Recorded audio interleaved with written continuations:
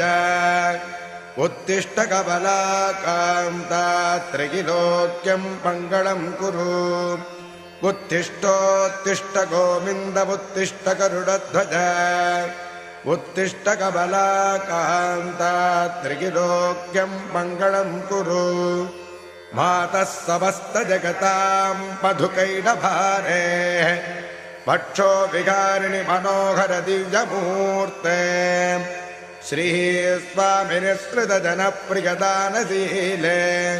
श्रीवेङ्कटेशतदगिते तव सुप्रभातमरविन्दलोचने